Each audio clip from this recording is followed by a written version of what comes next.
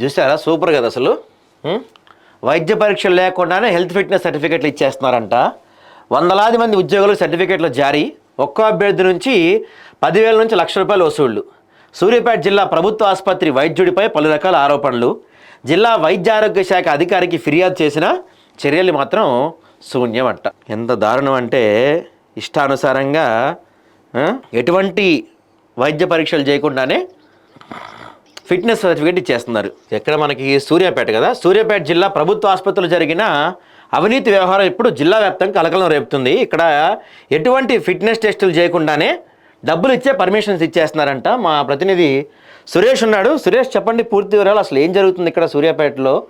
అంటే డబ్బులు ఇస్తే 10,000 నుంచి ₹1,00,000 ఫీజు ఫిక్స్ చేశారా? Sir, good morning. సూర్యాపేట జిల్లా జనరల్ ప్రభుత్వ ఆసుపత్రిలో గత కొన్నాళ్ళుగా డాక్టర్ విజయ్ కుమార్ అంటే ఆయన పనిచేస్తున్నాడు. ఈ డాక్టర్ గారికి ఎలాంటి అర్హత అంటే ఇది సర్టిఫికేట్ ఇవ్వడానికి అర్హత లేకున్నా కూడా ఒక మధ్యవర్తి ద్వారా ఒక్కొక్క వ్యక్తి దగ్గర 10,000 నుంచి సుమారు ₹1,00,000 తీసుకుంటున్నట్టు మన దృష్టికి వచ్చింది. అంటే ఇప్పుడు ఒక మధ్యవర్తిని పెట్టి మొత్తం దందా నడిపిస్తున్నాడు. దందా నడిపిస్తున్నారు. ఓకే. అంటే డైరెక్ట్ ఇక్కడ డాక్టర్ గారికి తెలియదు కదా ఎవరు ఏం పని మీద వచ్చారనేది.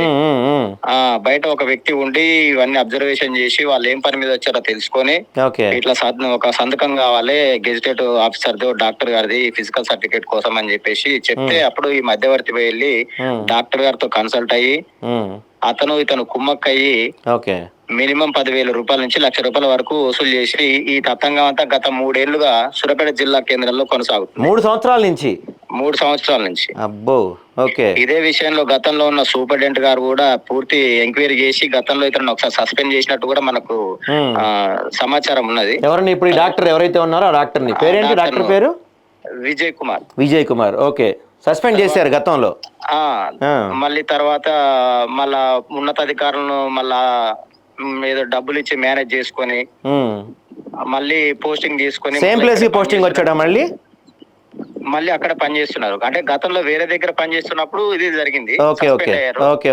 అంటే ఆ విధుల్లో నిర్లక్ష్యం వల్ల తర్వాత మళ్ళీ ఇక్కడ పోస్టింగ్ వచ్చిన తర్వాత కూడా ఇతను ఈ పని చేస్తున్నట్లు గతంలో సూపరింటెండెంట్ గారి దృష్టికి వస్తే అతను కూడా ఫైల్ పెట్టారు. ఆ తర్వాత మళ్ళీ రీసెంట్ గా గాంధీ హాస్పిటల్ నుంచి సూర్యాపేట జనరల్ ఆసుపత్రికి సూపరింటెండెంట్ గారు వచ్చారు, శ్రావణ్ కుమార్ అని. ఈసారి దృష్టికి కూడా వెళ్లడం తోటి ఈసారి కూడా పూర్తి విచారణ చేసి రిపోర్ట్ ను జిల్లా ప్రస్తుత ఇన్ఛార్జ్ డిఎంహెచ్ఓ ఉన్న పి చంద్రశేఖర్ గారికి లెటర్ పెట్టడం జరిగింది. అన్ని ఆధారాలతోటి. కానీ ఇప్పుడున్న డిఎంహెచ్ఓ ఇప్పటి వరకు ఎలాంటి చర్యలు తీసుకోకుండా ప్రస్తుతం జిల్లాకు ఇన్ఛార్జిగా బాధ్యతలు వ్యవహరిస్తున్నారు కాబట్టి మళ్ళీ రేపో మాపో హైదరాబాద్ కు వెళ్ళిపోతారు. అంటే ఇప్పుడున్న డిహెచ్ఎంఓ పూర్తి స్థాయి డిహెచ్ఎంఓ కాదా? కాదు. Incharge, only incharge. గతంలో ఇక్కడ పనిచేసిన డిఎంహెచ్ఓ గారు కోటచలం గారు ఇక్కడ నుంచి వెళ్ళిపోయారు కొన్ని ఆరోపణల కారణంగా. అతని ప్లేస్ లో ఈ ప్రస్తుతం ఎల్బీ నగర్ లో పనిచేస్తున్న డిఎంహెచ్ఓ పి చంద్రశేఖర్ కి ఇక్కడ ఇన్ఛార్జ్ ఇచ్చారు. ఇతను కూడా ఎట్లా ఇన్ఛార్జే కాబట్టి అతని మీద డాక్టర్ మీద చర్యలు తీసుకోకుండా ఫైల్ పక్క పెట్టి అతని వద్ద కూడా కొంత అమౌంట్ తీసుకున్నట్లు బహిరంగంగా విమర్శలు వెలువెత్తున్నాయి మనకు. ఓకే. అయితే ఇప్పుడు ఎవరైతే ఈ డాక్టర్ ఉన్నారో విజయ్ కుమార్, అసలు ఆయన ఏంటి అక్కడ? ఆయన పొజిషన్ ఏంటి హాస్పిటల్లో? ఆయన సైన్ పెట్టే స్థాయి ఉందా? ఆయనకి అర్హత ఏంటి అయింది? ఈయన సివిల్ అసిస్టెంట్ సర్జన్ అండి. ఓకే. ఇతను వాస్తవానికి ఆ సర్టిఫికేట్ ఇవ్వడానికి సర్జన్ అయి ఉండాలి, సివిల్ సర్జన్ అయి ఉండాలి. ఇతను అసిస్టెంట్ సర్జన్. ఇతనికి అర్హత కూడా లేదు.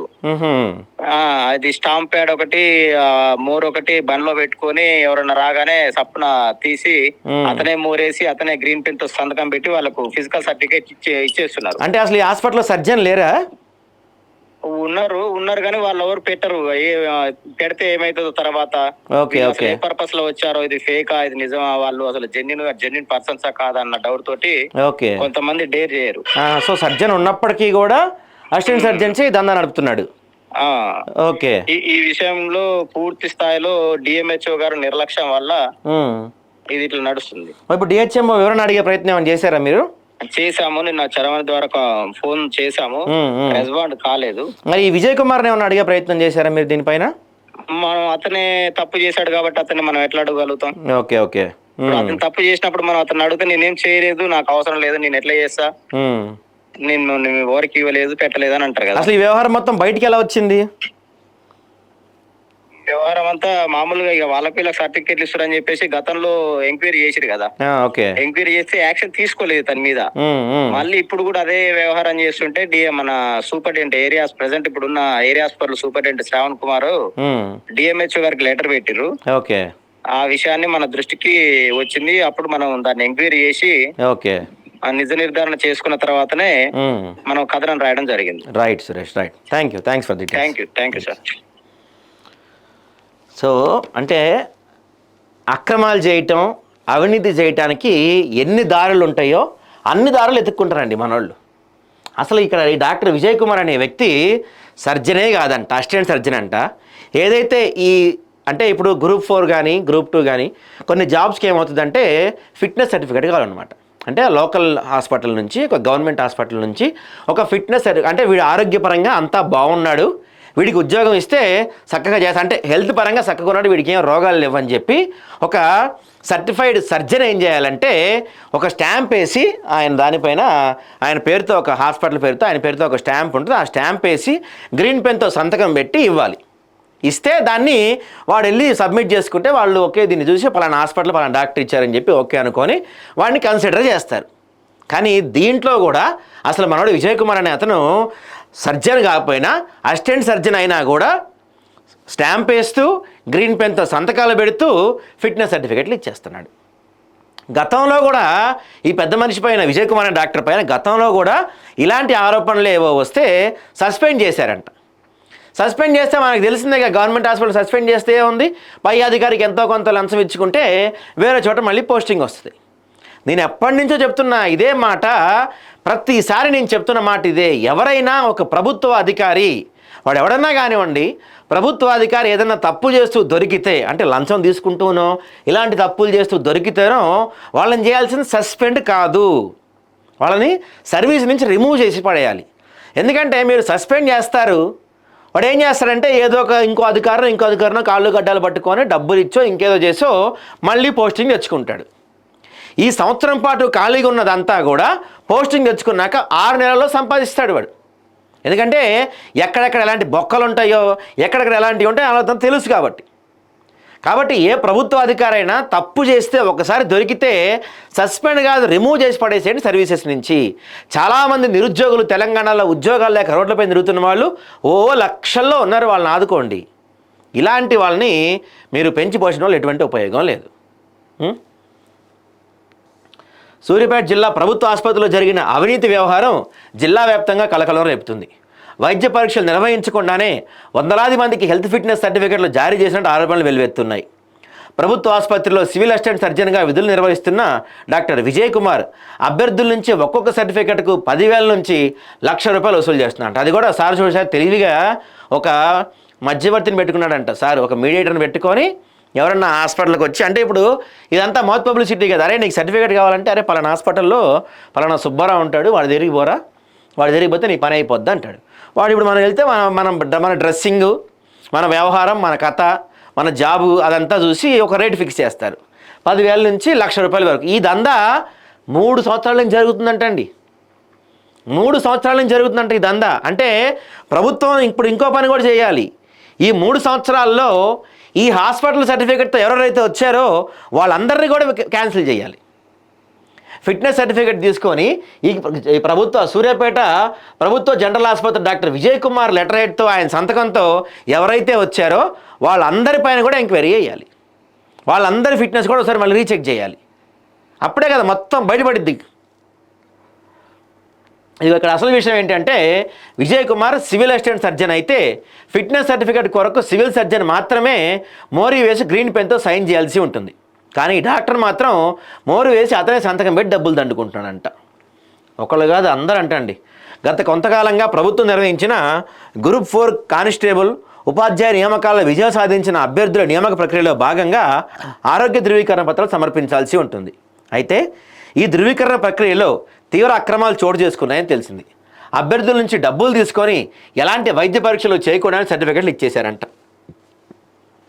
ఇది ఒక్కరిద్దరి విషయం మాత్రమే కాకుండా వందలాది మంది ఉద్యోగులను ప్రభావితం చేసే పెద్ద వ్యవహారం. ఇప్పుడు ఉదాహరణకి మీరు ఒక కానిస్టేబుల్కి ఫిట్నెస్ సర్టిఫికెట్ ఇస్తారు, ఓకే. కానీ ఆ కానిస్టేబుల్ ఫిట్గా లేడు, దానివల్ల నిజంగా ఫిట్గా ఉన్న ఒక అభ్యర్థి నష్టపోతున్నట్టే కదా.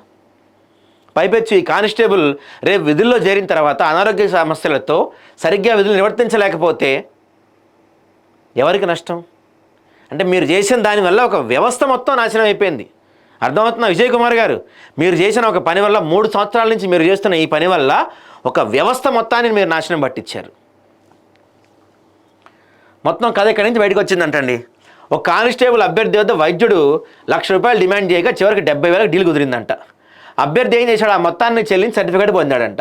అనంతరం ఉస్మానియా హాస్పిటల్ అధికారికి పరీక్షలు చేయించగా అక్కడ ఫిట్నెస్ రిపోర్ట్ భిన్నంగా రావడంతో మొత్తం కథ బయటపడిందంట.